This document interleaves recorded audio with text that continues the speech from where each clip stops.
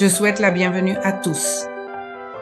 Merci du fond du cœur d'être ici ce matin, aussi bien à ceux qui nous accompagnent en direct qu'à ceux qui regarderont l'enregistrement plus tard. C'est une joie de nous réunir en tant que famille de la divine volonté, avec le désir de grandir en connaissance et en amour pour elle. Que cette rencontre renforce notre unité et nous aide à vivre plus pleinement dans la divine volonté. Et nous commençons par notre prière. Au nom du Père, du Fils et du Saint-Esprit. Très sainte Trinité, reconnaissant notre néant, nous désirons t'offrir toute notre vie, nos préoccupations et nos souffrances, tout notre être, corps et âme, notre intelligence et surtout notre volonté, afin de nous unir à ta volonté éternelle et divine, source de tous les biens, et de te donner la gloire et la joie d'accomplir le but de notre vie. Accomplir tous nos actes selon ta divine volonté et ainsi vivre en elle. Viens, volonté divine, avec tous les anges et les saints, particulièrement avec notre douce mère et avec Louisa. Touchez nos fronts pour y imprimer le Saint-Esprit et nous remplir de lumière afin que nous puissions comprendre les vérités et les bénédictions contenues dans ces écrits. Amen. Décret. Eh bien, commençons aujourd'hui, jour de la Sainte Vierge de Lourdes, car nous le faisons sous sa protection, sous son inspiration et pour son honneur, car elle continue de nous enseigner, n'est-ce pas, en tout cela. Eh bien, lors de notre précédente rencontre, nous avons fini par dire à Jésus, à Louisa, qu'elle devait vraiment prendre le temps de méditer sur l'importance de s'aimer et de se faire plaisir mutuellement. Alors, cette relation d'amour profond et de contentement mutuel et spirituel, c'est précisément de cette manière qu'il va venir façonner et transformer progressivement notre âme intérieure. Louisa continue donc en disant, juste après cela, je suis prêt à faire ce que tu veux. En fait, c'est Jésus qui dit cela. Je suis prêt à faire ce que tu veux. Regarde, la première chose que je t'ai dite que je voulais de toi, c'était l'imitation de ma vie. Alors voyons ce qui te manque. Louisa lui disait, Seigneur, il me manque tout, je n'ai rien. Eh bien, il me disait, n'aie pas peur, petit à petit nous ferons tout. Je sais moi-même à quel point tu es faible, mais c'est en moi que tu dois puiser ta force. Bon, ceci, il le dit à Louisa, mais comme toujours, nous pouvons aussi l'appliquer à nous-mêmes. Si Jésus nous appelle à cette vie spirituelle d'union intime avec lui et avec sa volonté, c'est parce qu'il va même nous donner la force. Alors, confions-nous totalement à lui, car il va nous donner tout ce dont nous aurons besoin. Je veux que tu sois toujours droite dans tes actions. Ici, il va donc parler de la droiture dans l'action. Je veux que tu sois toujours droite dans tes actions. D'un œil, tu dois me regarder et de l'autre, tu dois regarder ce que tu es en train de faire. Bon, c'est une façon de dire qu'avec notre regard, nos deux yeux, et bien de cette manière, cela doit nous servir à regarder ce que nous faisons et Jésus, spirituellement. Je veux que les créatures disparaissent totalement pour toi. Donc, quand on te donne un ordre, ne regarde pas les personnes, non, mais tu dois penser que c'est moi-même qui veux que tu fasses ce qu'on te demande. Bon, ici, il disait cela à Louisa. Ce qu'on te demande parce qu'elle était une jeune fille, fille de famille, et donc elle était soumise à l'autorité de ses parents. Pour nous, les adultes, ce n'est pas tant ce qu'on nous ordonne. Déjà, dans une vidéo de mon père que nous vous recommandons, il dit qu'en tant que chrétiens, nous sommes effectivement soumis au pape et à notre évêque. Et comme, eh bien, dans le mariage, il doit y avoir une hiérarchie, enfin, mais ce n'est pas comme si, en tant qu'adultes, on nous disait tout ce que nous devons faire. C'est-à-dire, c'est comme ça que fonctionne l'autorité, non? L'autorité, par exemple, avec les petits-enfants, consiste à leur enseigner et à leur donner des instructions. Mais ce n'est pas simplement parce qu'on veut commander en tant que parent, c'est la façon d'éduquer pour qu'ils acquièrent de bonnes habitudes et deviennent responsables. Le but de l'autorité, c'est qu'à la fin, une fois leur éducation terminée, ils soient totalement responsables d'eux-mêmes et qu'ils veuillent, de leur propre volonté, faire librement les bonnes choses et éviter librement les mauvaises choses ou les mauvaises habitudes. Donc, en parlant de la vie spirituelle, c'est pareil. Ce n'est pas que quelqu'un va venir te dire quoi faire, comment être en tant qu'époux ou épouse, en tant que parent, en tant que travailleur, etc. Mais il faut désormais, de manière responsable, savoir quelle est la volonté de Dieu dans chaque aspect de notre vie. Et si jamais nous avions encore un doute à un moment donné, eh bien, il faut faire des recherches pour savoir comment c'est, parce que ce n'est pas quelqu'un qui va venir te dire comment faire. Il faut donc simplement bien le comprendre. Alors, relisons-le, mais avec cette idée que personne ne va nous donner d'ordre, c'est à nous de découvrir la volonté de Dieu. Et cela, au début, peut nous demander un peu plus d'effort. Est-ce la volonté de Dieu ou pas? Ou par où faut-il aller? Parce que parfois, il ne s'agit pas seulement de choisir entre le bien et le mal, mais entre un bien et un bien meilleur, ou ce qui nous convient le plus à ce moment-là. Vous voyez? Alors, avec la pratique de chercher la volonté de Dieu dans tous nos actes, dans nos circonstances, cela devient plus léger. Petit à petit, on prend cette habitude et cela devient même plus facile, au point que cela devienne très naturel, sauf peut-être dans certains moments très spécifiques de la vie. Mais dans la vie quotidienne, cela devient plus fluide et on comprend la volonté de Dieu d'une manière plus rapide, n'est-ce pas? Et plus simple. Alors, voyons, je répète ce petit passage. Je veux que tu sois toujours droite dans tes actions. D'un œil, tu dois me regarder et de l'autre, tu dois regarder ce que tu fais. Je veux que les créatures disparaissent complètement pour toi. Donc, quand on te donne un ordre, ne regarde pas les personnes. Autrement dit, lorsque tu dois faire les choses, ne regarde pas les personnes, mais tu dois penser que c'est moi-même qui veux que tu fasses ce que tu dois faire. Alors, avec le regard fixé sur moi, tu ne jugeras personne. Tu ne verras pas ici, voyez-vous, il ne faut pas juger les autres, c'est-à-dire ne pas nous attarder, ne pas nous comparer comme nous l'avons dit les fois précédentes. Tu ne verras pas si la chose t'est pénible ou te plaît. Ici, il ne s'agit plus des autres, mais de moi-même. Est-ce que ça me plaît ou non? Est-ce que je me sens bien? Est-ce que je me sens mal? Non, il ne s'agit pas de se regarder soi-même. Tu ne verras pas si la chose t'est pénible ou te plaît, si tu peux ou ne peux pas la faire. Non, il ne faut même pas regarder cela, si cela nous est difficile ou non. En fermant les yeux à tout cela, tu les ouvriras pour ne voir que moi. Tu m'auras à tes côtés, pensant que je te regarde fixement. Voilà donc comment Jésus veut que nous visualisions cela intérieurement, n'est-ce pas? En nous imaginant toujours que Jésus est là, nous regardant et désirant que nous accomplissions cet acte de notre vie quotidienne. Et tu me diras, Seigneur, seulement, c'est pour toi que je le fais, pour toi seul je veux agir, non plus esclave des créatures, c'est-à-dire ni des autres, ni de moi-même, non, mais seulement pour toi, telle est la droite intention. Alors, si tu marches, agis et parles, quoi que tu fasses, ton unique but doit être de ne plaire qu'à moi. L'unique but doit être de ne plaire qu'à moi. Combien de défauts éviteras-tu si tu fais cela? Cet enseignement de la droite intention est très, très important et très fondamental. C'est l'un des piliers de la vie dans la divine volonté. Voyez-vous, normalement, on ne nous apprend pas dans une éducation ordinaire, peut-être même pas au catéchisme, à accorder autant d'attention à nos intentions. On nous enseigne ce qui est bien et ce qui est mal, qu'il y a de bonnes actions et d'autres non, c'est-à-dire le péché, qu'il faut l'éviter, etc. Mais on ne nous enseigne pas cette dimension intérieure de nos actes, qui est l'intention, et c'est vraiment cela qui donne plus ou moins de valeur à nos actions.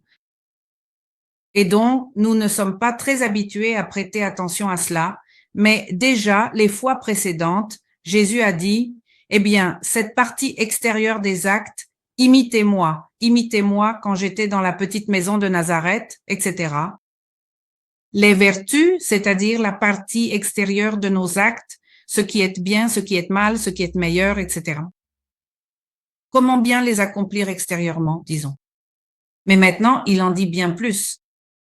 Fais aussi attention à l'intention, qui est la partie intérieure. Disons que c'est comme l'âme de nos actes. De sorte que, comme nous l'avions déjà dit une fois, nos actes ont ces deux dimensions, la partie extérieure et la partie intérieure. La partie extérieure, c'est ce que nous voyons, n'est-ce pas? Par exemple, dans l'acte de manger. Eh bien, on voit la nourriture, la façon dont on mange, etc. Mais il y a la partie intérieure, l'intention avec laquelle nous mangeons. Normalement, on le fait de façon automatique ou on n'y prête pas beaucoup d'attention. Voyons, que chacun analyse pourquoi il mange. Parfois, nous mangeons parce que cela nous plaît pour nous faire plaisir. Parfois, c'est parce que c'est nécessaire parce que c'est ainsi que la vie se maintient, que la santé se maintient, n'est-ce pas? La vie. Parfois, pour d'autres intentions. Bref, ici, il s'agit d'analyser nos intentions.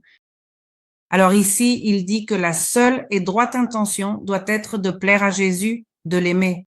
C'est de là que vient, disons, la coutume catholique chrétienne de nous mettre à prier et à offrir nos aliments avant.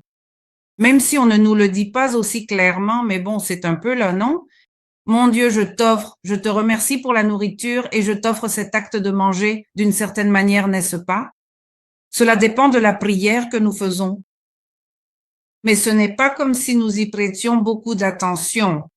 Alors, à partir d'aujourd'hui, nous devons vraiment faire attention à l'intention avec laquelle nous accomplissons nos actes.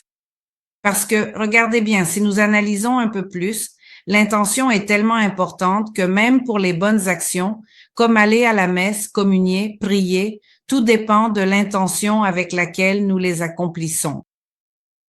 Si nous mettons une bonne intention, par exemple, prier pour les défunts, plaire à la très sainte Vierge, enfin, ce sont de bonnes intentions ou pour un besoin personnel ou celui de mon prochain, ce sont de bonnes intentions. Mais regardez l'intention que Jésus veut que nous ayons par amour pour lui plaire à lui. Cela inclut déjà pour sa gloire, pour sa louange, pour le remercier, c'est-à-dire toutes ces intentions tournées vers Dieu.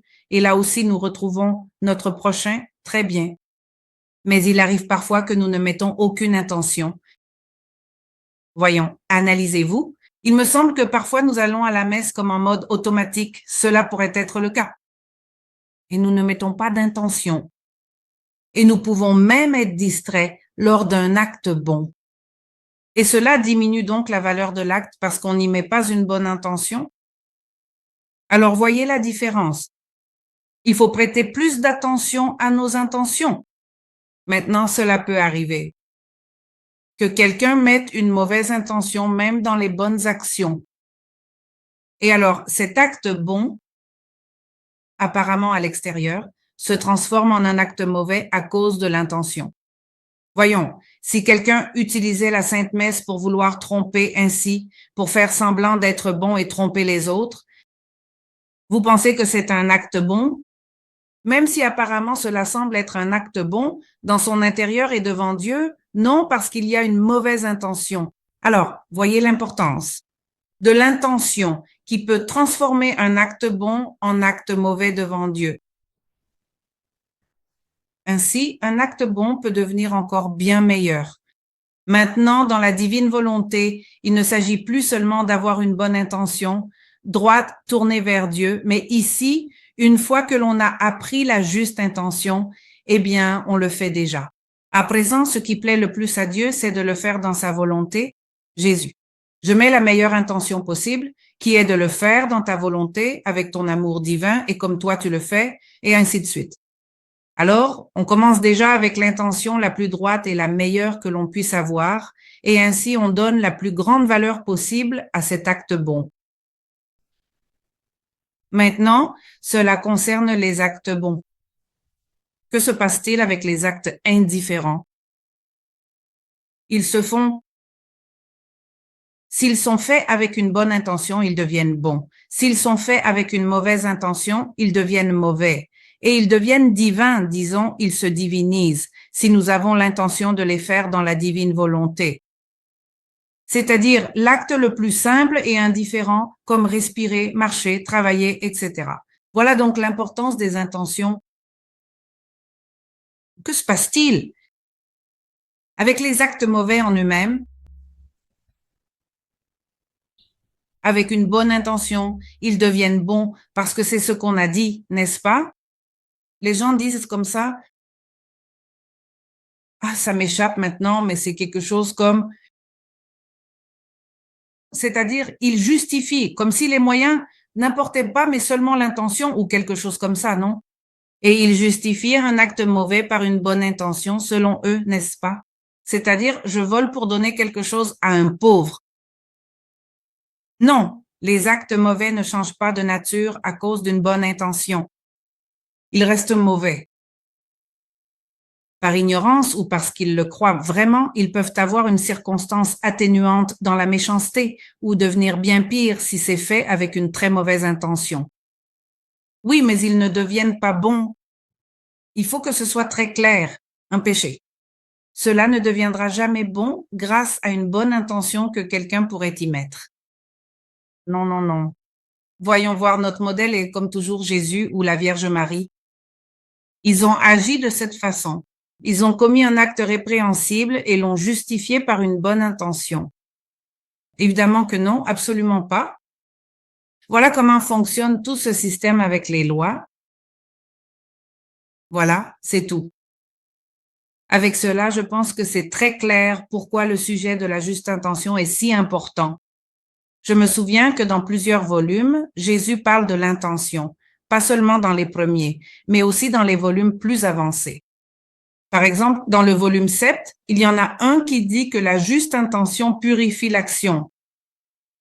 C'est-à-dire qu'ici, il fait évidemment référence à de bonnes actions. Alors il dit, toute action que fait l'âme, tout acte qui ne part pas de la juste intention de me plaire, reste dans l'âme remplie de ténèbres.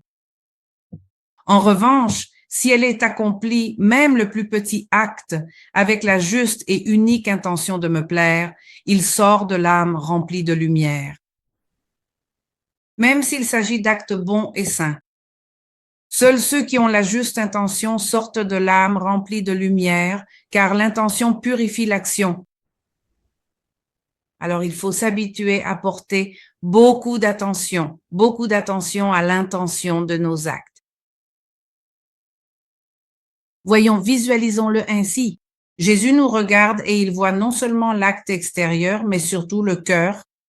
C'est-à-dire, c'est déjà un enseignement évangélique et biblique. Comme hier, je crois que les lecteurs disaient « Ce peuple t'honore des lèvres, mais pas du cœur ». En quelques mots, il est en train de dire cela, n'est-ce pas? Et les pharisiens, qui étaient-ils? Ils accordaient beaucoup d'importance à l'action extérieure, mais pas à l'intention avec laquelle ils la faisaient. Alors, voyez combien de fois Jésus parle déjà de cela, n'est-ce pas? Par exemple, à propos de la prière, en parlant de la prière et de l'aumône, n'est-ce pas? Il disait de le faire sans que les autres te voient, c'est-à-dire que les créatures disparaissent de toi. Quand tu veux prier, enferme-toi dans ta chambre. Et là, seul parle avec ton Père. C'est-à-dire que tu aies vraiment l'intention de parler avec Dieu, pas que les autres te voient, d'écarter ces mauvaises intentions,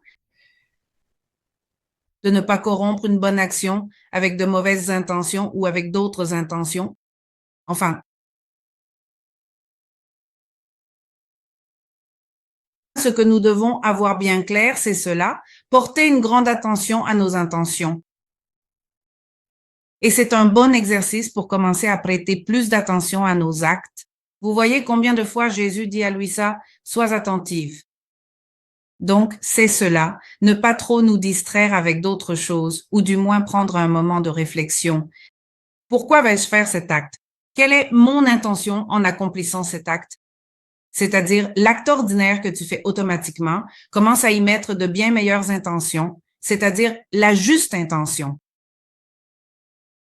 les actes que tu fais déjà bien avec une bonne intention, eh bien, à chaque fois, mets-y encore plus cette bonne intention, rectifie-les, et ainsi vous verrez comment nous avancerons beaucoup plus vite dans l'offrande de nos actes à Jésus, en leur donnant la juste intention et l'intention divine, pour ceux qui savent déjà comment faire, etc. Ici, nous en sommes au volume 1, mais ceux qui ont déjà lu davantage ou continuent de lire, eh bien, ils commencent déjà à mettre la juste intention de dire, Jésus, je le fais dans ta divine volonté, avec toi et pour les intentions, c'est-à-dire comme Jésus le faisait en réparation, enfin, pour aimer au nom de tous, pour prier pour tous, obtenir des grâces pour tous, etc. Bon. Et même dans la divine volonté, il ne s'agit pas seulement de mettre l'intention, de vouloir faire cela dans ta divine volonté ou de voir la divine volonté le faire en moi. Ou Jésus veut le faire avec toi, avec tes mêmes intentions, n'est-ce pas? C'est-à-dire n'importe quelle intention de ce genre. Mais à mesure que l'on lit davantage, que l'on acquiert plus de ces connaissances que Jésus nous donne sur la façon dont agit sa divine volonté, comment il veut agir, comment elle a agi en lui, comment elle a agi en la très sainte Vierge et comment il veut agir en nous, nous élargirons nos intentions dans la divine volonté. Et notre acte prendra encore plus de valeur dans la divine volonté, c'est-à-dire il englobera davantage dans la divine volonté. Autrement dit, ce n'est pas pour rien que Dieu donne tant de connaissances, parce que l'on continue de grandir dans cette activité divine et l'on en vient à englober davantage. Nous sommes petits, donc en apprenant davantage, notre capacité à englober plus grandit aussi. C'est alors que vient l'acte de la volonté, qui est plus grand. Cela couvre davantage. Il s'agit donc aussi d'une croissance dans la volonté divine. Cela dépend de l'intention. C'est donc formidable de pouvoir toujours progresser dans ce domaine. Il n'y a pas de limite ici car la volonté divine est infinie. Par conséquent, plus nous en savons, plus nous embrassons et plus nous grandissons et nous ne serons jamais, nous n'épuiserons rien, même pour l'éternité. Donc, eh bien, nous avons encore beaucoup de marge de progression. Dieu merci. Bien.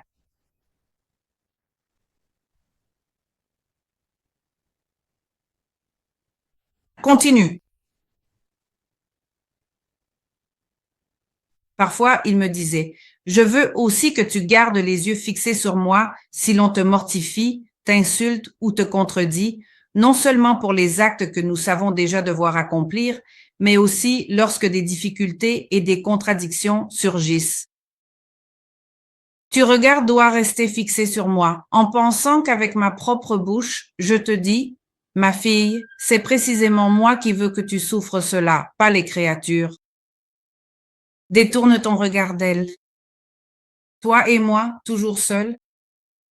Tout le reste, détruis-le, mets-le de côté. Regarde, je veux te rendre belle à travers ces souffrances. Je veux t'enrichir de mérite. Je veux travailler ton âme, te rendre semblable à moi. Alors, voyez, ici, il commence déjà à lui parler de la souffrance, de la mortification et des bons effets qu'elle produisent. Dieu ne veut pas nous faire souffrir pour le simple plaisir de nous faire souffrir. Ce serait de la cruauté, n'est-ce pas? D'ailleurs, ce n'est pas Jésus qui nous envoie les souffrances. En réalité, il se sert des créatures, même de nos, eh bien, je ne sais pas, ignorance, défauts, choses, erreurs que nous avons pu commettre. Et il l'assume comme sa propre volonté, c'est-à-dire comme une volonté permissive. Pour mieux comprendre, on peut dire qu'il s'agit d'une volonté permissive parce que parfois les gens, enfin, on peut confondre et dire que Dieu veut cette souffrance en tant que telle. En fait, Dieu ne peut pas vouloir cela. En réalité, Dieu n'a pas créé la souffrance. Dieu a créé le paradis terrestre. Il n'avait pas créé la souffrance. Nous savons que la souffrance est entrée par le péché, par l'éloignement de Dieu. En conséquence, toutes sortes de souffrances apparaissent à tous les niveaux, corporelles, morales, spirituelles, mentales, c'est-à-dire toutes sortes de souffrances. Mais ici, Jésus, n'a fait bien attention, c'est aussi un enseignement évangélique, ne vient pas nous enlever la croix. Il ne dit pas « enlevez votre croix » ou « je vous enlèverai la croix ». Non, prenez votre croix et suivez-moi. C'est-à-dire, c'est moi qui veux que tu souffres cela, ou plutôt c'est moi qui permets, par ma volonté permissive, que tu souffres cela, pas les créatures. Pourquoi? Eh bien, regardez les effets. Je veux te rendre belle à travers ces souffrances. Bon, ici, on pourrait dire beaucoup de choses, n'est-ce pas? Comment? Matériellement, nous aimons rechercher la beauté corporelle. En général, n'est-ce pas? Le bien-être corporel est une tendance, disons, que nous avons, que Dieu nous a donnée, mais parfois nous l'utilisons de manière ordonnée ou désordonnée aussi. Mais voyez, en réalité, cette tendance, nous devons la diriger vers le spirituel. C'est Dieu, ou plutôt, c'est que nous pouvons être beaux dans notre âme. Dans notre âme, nous pouvons effectivement acquérir une beauté bien plus grande que celle du corps. D'ailleurs, dans le corps, la beauté a plutôt tendance à se perdre avec le temps. Non, dans l'âme, c'est exactement le contraire. On peut gagner en beauté avec le temps. Que ne ferions-nous pas pour être plus beaux d'âme? Eh bien, ici, Jésus nous dit qu'une des façons dont il nous rend beaux, c'est grâce à travers ses souffrances, contrariétés, mortifications, etc. Je veux te rendre belle à travers ces souffrances. On peut le voir ainsi. Ouh, c'est mon traitement de beauté que Dieu me donne aujourd'hui. Et ainsi, eh bien, nous l'accepterons, n'est-ce pas? Et nous dirons, oui, Jésus, bien sûr. C'est-à-dire, même pour la beauté corporelle, parfois cela nous coûte. Ce n'est pas quelque chose.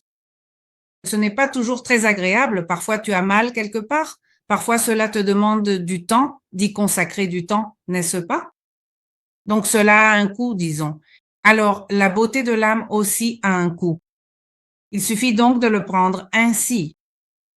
Ah ça, bon, je sais que cela va me rendre belle aujourd'hui. Très bien, Jésus. Merci pour cela. Et je veux le vivre du mieux possible pour que ce soit une touche de plus de beauté, un degré de beauté supplémentaire dans mon âme. Je veux t'enrichir de mérite. C'en est un autre, n'est-ce pas? C'est-à-dire, cela va aussi te rendre plus riche spirituellement. Je veux travailler ton âme. Dire aussi, c'est l'œuvre de Jésus qui est en train de me façonner à son image. Il fait de moi un chef-d'œuvre. Alors je vais être docile et je vais me laisser faire. Mieux encore, je vais coopérer. Pourquoi faire? Pour que l'œuvre que Jésus va accomplir en moi soit au final une œuvre magnifique. Imaginez un artiste passionné, en train de peindre. Parfois une couleur, parfois une autre, parfois encore une autre, et il s'avère que parfois le tissu dit « Non, pas cette couleur, je ne veux pas la recevoir ». Alors, pensez-vous que ce tableau sera réussi? Eh bien non. Et c'est là que l'artiste sait le mieux. Quelle couleur utiliser? À quel moment et comment, n'est-ce pas? Il doit même utiliser les couleurs les plus sombres pour faire ressortir les couleurs claires, les ombres, les lumières, etc. Alors, nous pouvons aussi le voir ainsi. C'est ce qui nous rend semblables à Jésus et lui, il sait tout. Voyez-vous, si une souffrance ne pouvait vraiment pas être transformée en bien et n'était pas pour notre bien, je suis sûre que Dieu ne la permettrait pas. En fait, certaines souffrances dans notre vie, il nous les a évitées. Il nous a protégés de nombreux accidents et de bien des choses, et il nous les a épargnées. Mais il y a d'autres choses qu'il n'a pas évitées. Pourquoi? Parce que c'est nécessaire pour former son œuvre en nous, sa vie, sa ressemblance. Alors, il faut accueillir avec joie ce travail de Dieu, être plus docile, mettre notre volonté avec la sienne. C'est-à-dire dire, tu le veux, je le veux aussi.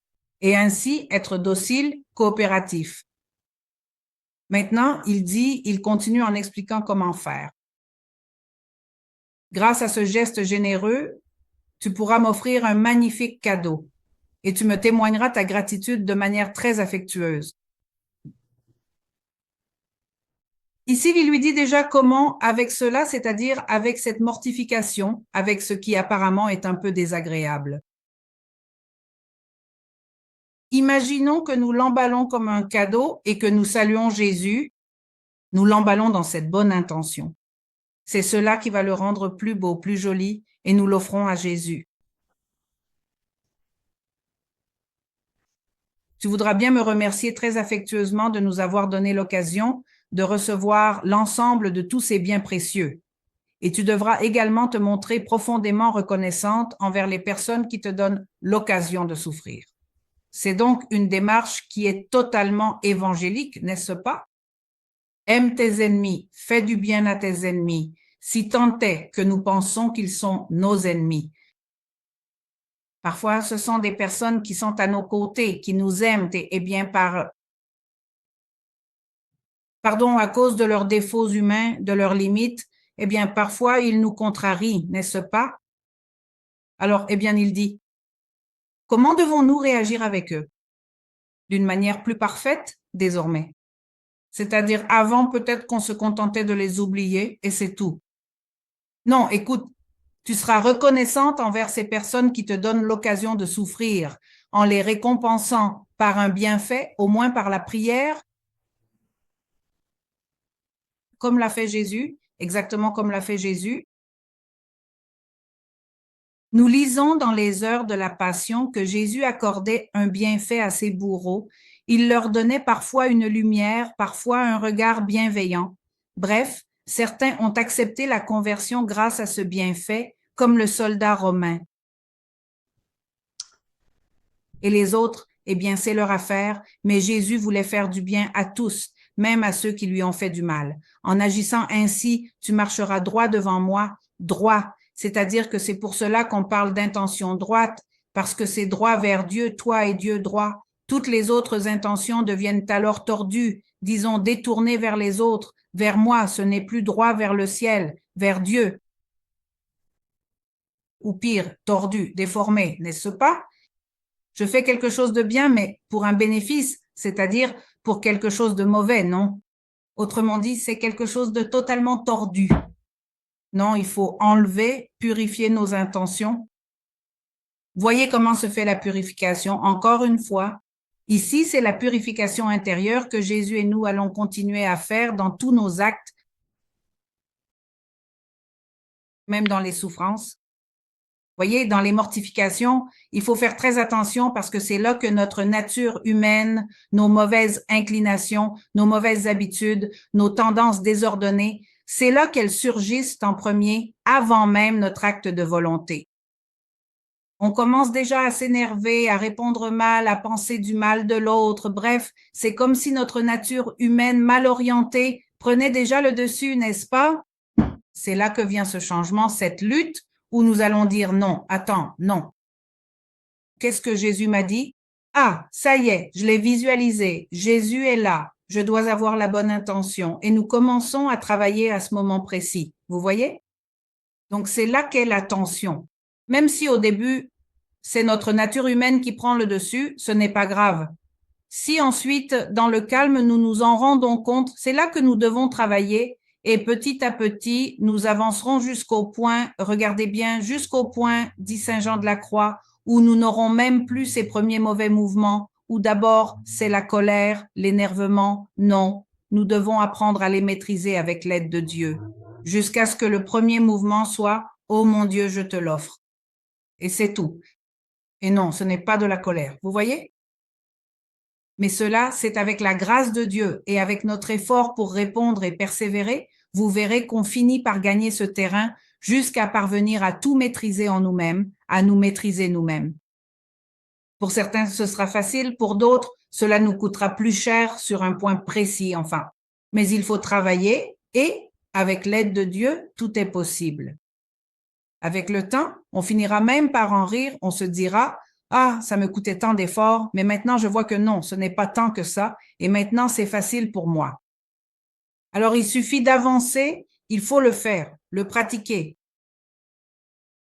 Il est dit, en agissant ainsi, tu marcheras droit devant moi. Rien ne t'inquiétera et tu jouiras toujours de la paix. Voyez un autre effet positif. Tu jouiras toujours de la paix. Eh bien oui, car lorsque nous laissons sortir nos mauvaises inclinations et que nous les suivons, c'est là que nous tombons nous-mêmes. Et c'est justement cela qui ensuite ne nous laisse plus en paix, ou bien nous restons avec des rancœurs à ressasser les choses dans notre esprit. De ce qu'il m'a fait ou ne m'a pas fait, pourquoi il me l'a fait, enfin non, non, non, paix, faisons taire ces voix, ayons la juste intention, et vous verrez que notre intérieur va de nouveau s'ordonner, se pacifier et s'embellir exactement comme Jésus nous l'a dit. Alors, c'est important, je le répète, parce que voyez-vous, dans la divine volonté, nous ne pouvons pas, même si nous disons « Viens, divine volonté, fais cela en moi », mais que j'ai une intention détournée. Alors la divine volonté ne peut pas venir dans ton acte. À moins que, réellement, lorsque tu dis « Viens, divine volonté », tu retires cette intention tordue, alors oui, elle vient. Mais si nous gardons cette intention qui ne va pas, alors la divine volonté ne peut pas arriver, même si tu le dis. Viens, divine volonté, et tu crois que c'est déjà fait, mais non. Il faut vraiment que l'acte soit purifié, c'est-à-dire au moins à ce moment-là, le purifier et enlever tout ce qui ne va pas pour que la divine volonté puisse effectivement agir en toi dans cet acte. C'est pourquoi il faut travailler, car sinon on peut tomber. Si l'on ne travaille pas sur tout cela et qu'on n'enlève pas tout ce qui ne va pas, on peut tomber dans l'illusion de croire que le simple fait de dire la formule suffit. On croit déjà être dans la divine volonté, mais tu as encore tes intentions tordues. C'est-à-dire, Jésus dit dans un chapitre qu'aucune intention déviée n'entre dans son cœur, c'est-à-dire dans sa volonté. Non, cela ne peut pas entrer. Donc, il faut, je ne vais pas le répéter davantage, mais il faut vraiment faire très attention aux intentions. Parfois, on ne se rend même pas compte des intentions que l'on a. Par exemple, au travail, je ne parle pas de vous, bien sûr, mais dans les emplois, en général, dans le milieu professionnel, pourquoi travaille-t-on? Pour avoir de l'argent. Parfois, on travaille pour la famille. Très bien, c'est une bonne intention, mais ce n'est pas encore la juste intention, n'est-ce pas? Il faut aller plus loin. Pourquoi la famille? Parce que Dieu veut que je travaille pour ma famille. Ah, donc pour Dieu, pour accomplir sa volonté, par amour pour Dieu, et là j'y retrouve ma famille, parce que c'est ce que Dieu veut. Alors là, l'intention se rectifie encore davantage. Mais parfois, non, on le fait pour surpasser l'autre, pour avoir un non, pour écraser l'autre. Parfois, c'est pour prouver quelque chose à l'autre, c'est-à-dire pour humilier l'autre. Un tas d'intentions tordues qu'il faut travailler et apprendre à redresser. Et ainsi, je vous le dis, chacun dans ses circonstances, dans ses actes, doit s'analyser pour voir quelles intentions il met afin de les rectifier et que ce soit vraiment uniquement et d'abord la juste intention de le faire pour Dieu et alors le faire dans la divine volonté.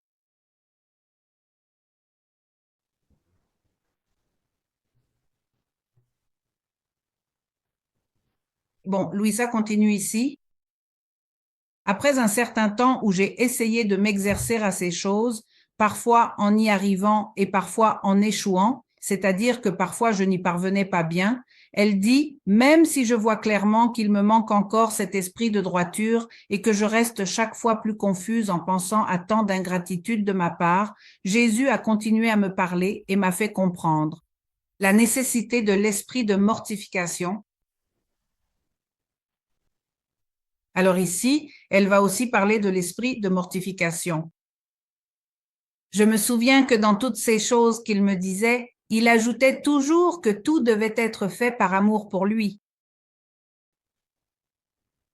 Et que les plus belles vertus, les plus grands sacrifices devenaient fades s'ils ne prenaient pas leur origine dans l'amour.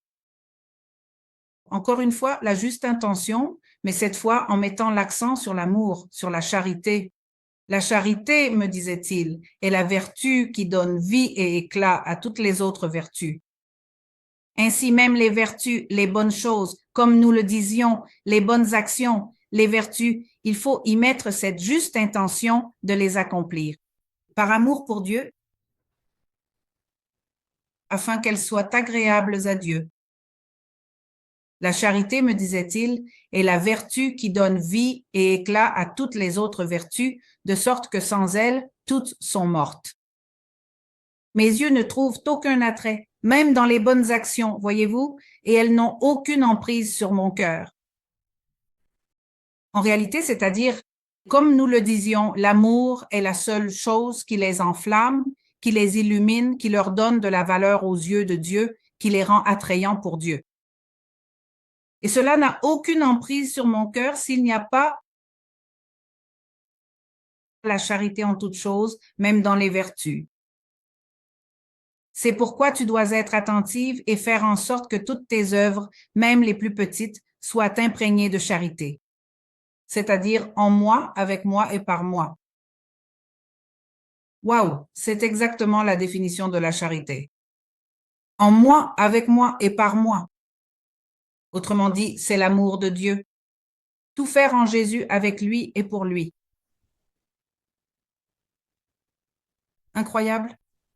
Voyez, cela nous relie, cela nous rappelle la prière de la Sainte Messe, n'est-ce pas? Quand il est dit par le Christ, avec lui et en lui, à toi Dieu le Père Tout-Puissant, tout honneur et toute gloire, dans l'unité du Saint-Esprit, tout en unité et toute gloire, n'est-ce pas? C'est donc un acte de charité de Jésus qui offre toute sa vie dans l'Eucharistie au Père avec tout ce qui est à nous dans cette flamme de la charité, dans cet embrasement, n'est-ce pas? Par le Christ, avec le Christ et en Christ, est trinitaire au Père et dans le Saint-Esprit. Eh bien, alors ce doit être le mouvement de toutes nos actions.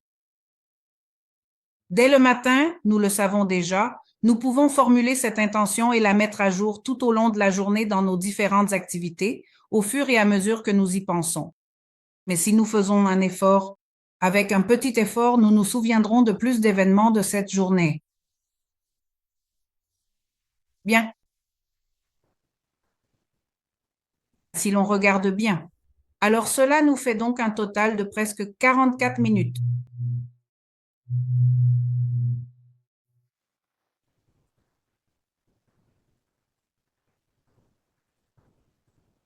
Voyez ici la merveille de tout cela. Comme je vous le disais, nous pouvons progresser. Chaque acte supplémentaire peut nous faire grandir dans l'amour, dans la charité envers Dieu. De telle sorte que nous devons nous immerger de plus en plus dans cet amour divin.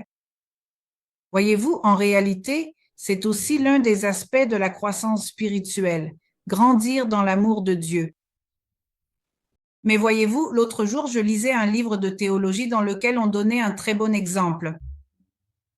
Cela m'a aidé et je voudrais le partager avec vous.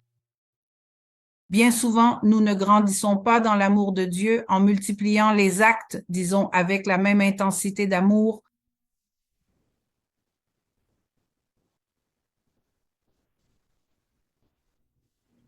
Mais il faut que ce soit avec plus d'attention et une plus grande intensité d'amour, ce qui ne veut pas dire que nous ressentions plus, non. Mais une décision plus ferme de notre volonté d'aimer davantage Dieu. Il donnait cet exemple. Imaginez une pièce qui est à une certaine température, par exemple à 25 degrés Celsius, et nous la mesurons avec un thermomètre. Donc un thermomètre indique 25 degrés, n'est-ce pas? Et j'introduis un autre thermomètre. Quelle température va indiquer ce thermomètre? 25 degrés aussi. Mais ces degrés ne s'additionnent pas. Ce n'est pas que maintenant c'est 25 plus 25 et que j'ai 50 degrés. Non, c'est-à-dire, si à ces 25 degrés, j'ajoute beaucoup de thermomètres, il continuera à faire 25 degrés de chaleur. Donc, il en va de même pour les actes que nous faisons toujours de la même manière. C'est-à-dire, il n'y a pas de croissance dans l'intensité de l'amour, dans la volonté de vouloir aimer davantage Dieu. Donc, ce sont beaucoup de thermomètres, mais tous à 25 degrés, les degrés n'augmentent pas. Qu'est-ce qui ferait augmenter les degrés de chaleur? Eh bien, que la température de la pièce augmente. Alors oui, là, il y aurait 26 degrés, 27 degrés, 28 degrés. Vous voyez? Donc, ce que nous devons augmenter, ce ne sont pas seulement plus d'actes, par exemple, de dévotion. Je recommence à prier le rosaire, mais c'est pareil, toujours la même chose. Non, cela ne te fait pas grandir dans l'amour de Dieu. Je fais tel acte bon, toujours la même chose. Non, nous devons croître en intensité, c'est-à-dire que notre volonté soit chaque fois plus unie à celle de Dieu et que nous voulions aimer davantage Dieu dans nos actes pour que, avec cet exemple, la température monte, disons, de plus en plus à chaque fois. Évidemment, dans la divine volonté, on peut grandir à de nombreux degrés, n'est-ce pas? Mais il faut vraiment avoir cette intention de vouloir aimer chaque fois davantage Dieu, notre Seigneur, et de le faire pour lui, avec lui, afin de grandir et de progresser en lui. Bref, la charité, c'est vraiment le moteur qui doit nous animer, c'est ce qui va nous unir à Dieu, à sa volonté. Et c'est ce qui nous pousse à continuer d'agir et de grandir dans la divine volonté. Donc, pour résumer aujourd'hui, ce serait surtout d'avoir la juste intention d'agir, de rectifier et de mettre une intention droite dans tous nos actes et de grandir dans cet amour divin avec toujours plus d'intensité. Ce serait pratiquement cela. Alors, demandons à Dieu et à notre Mère, par l'intercession de notre très sainte Mère, de nous aider en cela. Très cher Jésus, notre Seigneur,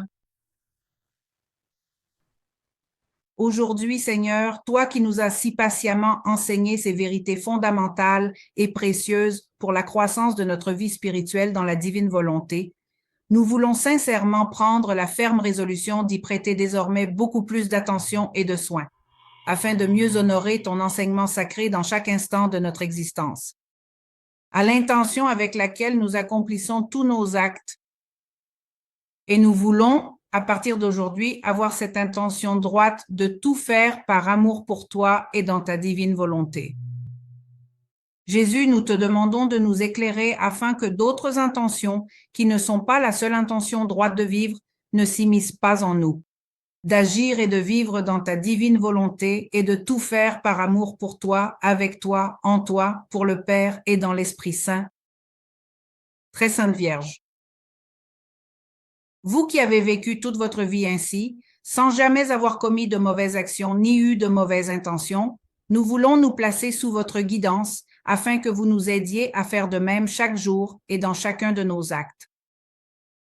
Accorde-nous ta bénédiction maternelle afin que nous puissions continuer à avancer joyeusement et avec amour dans cette vie divine. Au nom du Père, du Fils et du Saint-Esprit. Amen.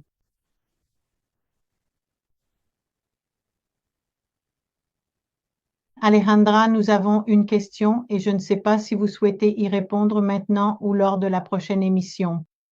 Peut-on dire que les souffrances les plus graves puissent provenir de notre volonté humaine? Et j'ai une autre question. Eh bien, la souffrance, oui, elle provient généralement de notre propre volonté ou de celle des autres. Ce n'est pas que Dieu fasse les choses volontairement pour vous. Il utilise plutôt ce que... Mais je ne sais pas exactement à quel genre de souffrance il fait référence, n'est-ce pas? Soit. C'est-à-dire au mal, j'imagine, au mal qui existe dans le monde. Oui, cela vient des êtres humains et est souvent instigé par le diable. Mais Jésus a tout souffert, souvenez-vous, Jésus a tout souffert et il a utilisé cela pour le bien. Imaginez la passion de Jésus, évidemment, elle venait de volonté mauvaise, instigée par le démon, et pourtant il a vécu tout cela dans la volonté divine et il a divinisé toutes ses souffrances et grâce à ses souffrances, il nous a obtenu d'immenses biens. Donc oui, nous devons apprendre de Jésus à utiliser, à vivre la souffrance de cette manière et de notre côté, évidemment, à ne pas faire souffrir les autres dans la mesure du possible. C'est-à-dire, voyez, il y a une phrase dans le livre de la Vierge qui dit qu'elle n'a jamais été la cause de gêne ou de souffrance pour qui que ce soit. Donc voilà, ça c'est en ce qui nous concerne. Nous avons aussi la question suivante. Pourquoi est-il si difficile d'abandonner certains péchés, certains vices? Et pourquoi parle-t-on de guérir le passé? Ah bon, aujourd'hui on parle beaucoup de la guérison du passé, mais plus que de guérison, il s'agit, disons, de purification.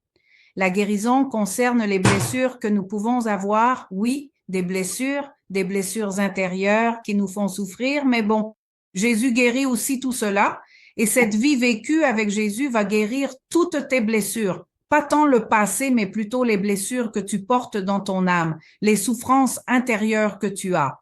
Certaines, il faut simplement apprendre à les vivre et à donner toute leur valeur à nos souffrances, une valeur non seulement sainte, mais aussi divine, avec Jésus dans sa volonté. Maintenant, il y a autre chose. Je ne sais pas si on fait référence à cette guérison de, je ne sais pas, de, Guérison intergénérationnelle ou autre chose. je ne sais pas quoi. Oui, cela n'est pas vraiment une doctrine catholique. Cela vient d'ailleurs. Et je ne sais pas pourquoi tant de gens ici l'adoptent, mais tu n'as pas à guérir qui que ce soit. C'est-à-dire, les autres doivent se guérir eux-mêmes, même les ancêtres. Mais les péchés ne se transmettent pas de génération en génération. Ce n'est pas comme ça. Les péchés sont personnels. Ce qui peut se transmettre, ce sont les mauvaises habitudes. Ça oui, mais à cause du mauvais exemple que tu vois chez l'autre.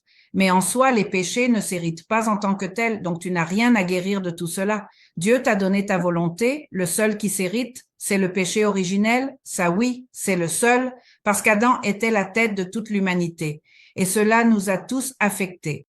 Mais les péchés de mes parents ou de mes grands-parents ne m'affectent pas. C'est une mauvaise approche. Ce n'est pas biblique. Chacun est responsable de ses propres actes. Maintenant, par exemple, si un père est alcoolique, il se peut que ses enfants, en naissant dans cet environnement, deviennent eux aussi alcooliques, mais ce n'est pas que le péché se transmet, c'est à cause du mauvais environnement, du mauvais exemple. Le vice, mais souvent c'est l'inverse. Souvent, en voyant cela, les enfants rejettent cela avec encore plus de force, donc ce n'est pas que les péchés s'héritent, chacun a sa liberté et peut évidemment s'améliorer par rapport à ce que les parents et les grands-parents ont fait. L'évangile d'aujourd'hui, dit Célia, correspond tout à fait à ce que tu as expliqué, Alejandra, dans cette session. Gloire à Dieu. Que Dieu soit béni, oui, vraiment. Carito demande alors ce qui se passe. Lorsque nous avons des problèmes avec des membres de la famille et que nous nous éloignons pour éviter les conflits, manque-t-on à la charité?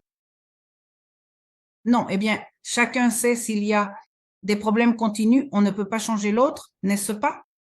Alors parfois, il est sain de mettre une certaine distance, c'est-à-dire, mais dans ton cœur, ce à quoi Jésus fait référence ici, c'est que tu ne gardes pas de rancune. Ou bien, je ne sais pas, prie plutôt pour eux, même si tu dois garder tes distances pour ta propre paix.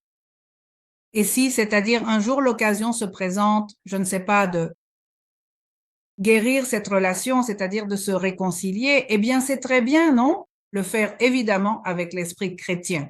Mais, eh bien, parfois, il faut vraiment poser ses limites, n'est-ce pas? La dernière question. Que se passe-t-il lorsque les satanistes consacrent leurs enfants, leur famille? Cela n'implique-t-il pas quelque chose pour les générations futures? Eh bien, en réalité, non.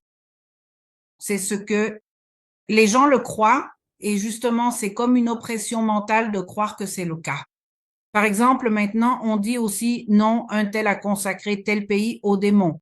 Oh là là, maintenant les démons sont encore plus déchaînés. Non, si tu ne le veux pas, le démon ne peut pas t'atteindre. Absolument pas. Même si tout le monde consacre tout aux démons. En fait, qu'est-ce que ça peut te faire? Ta volonté, tu es libre et tu la consacres à qui tu veux. En fait, ce n'est rien de plus. Ils ne peuvent rien te faire aussi facilement. Donc, bien sûr, comme je vous le dis, si on grandit dans cet environnement et tout, oui, bah, ils peuvent vraiment vous faire du mal indéniablement, mais on peut s'en sortir. Oui, ici Liliana dit que dans un évangile, Jésus parle d'un malade, que ni la poitrine ni la famille, comme cela est écrit dans la Sainte Écriture, comme tu le dirais à quelqu'un. Tes actes auront-ils des conséquences positives ou négatives selon ce que tu fais? Oui, les conséquences de tes actes ont effectivement un impact, mais ce n'est pas que le péché se transmette. Ça, non. Les conséquences, oui, c'est la même chose. Une personne alcoolique, bien sûr que cela affecte toute sa famille, évidemment, mais ce n'est pas pour autant que tout le monde doit devenir alcoolique et qu'il n'y a pas d'autre choix. Non, ce n'est pas ça. Ouais. Je crois que Liliana était d'accord avec vous sur le fait que l'évangile de Jésus dit concernant une personne malade, que ni le péché, ni le fait de pécher, j'imagine, ni la famille ne peuvent avoir le moindre effet sur elle, n'est-ce pas? Ah, Oui, enfin, les maladies ne sont pas l'effet de...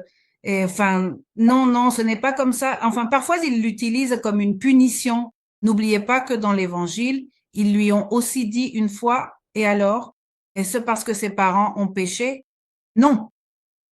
Jésus a dit que ce n'était pas pour cela, c'est-à-dire que certains auront cette épreuve dans la vie, d'autres en auront une autre, mais ce n'est pas la conséquence des péchés de quelqu'un, ni parce qu'on n'est plus pécheur. Rappelez-vous aussi l'histoire de la tour qui est tombée, où on disait, Jésus leur a dit, et vous allez dire que c'est parce qu'ils étaient plus pécheurs que les autres. Non, ce n'est pas pour ça. Arrêtons d'associer des choses qui ne vont pas ensemble. Non, elles ne vont pas ensemble. Nous allons tous devoir souffrir quelque chose, mais ce n'est pas pour cette raison. Parce que tu n'hérites les péchés de personne, c'est-à-dire non. Donc, il va nous arriver dans notre vie des épreuves, des souffrances, oui, mais tu es libre de les utiliser pour le bien. Voilà. Et ils vont te servir pour le bien. Alors, ne devrions peut-être pas essayer de trop réfléchir à toutes ces choses. Enfin, je ne sais pas trop comment dire.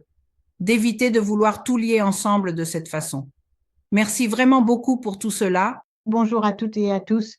Merci beaucoup pour votre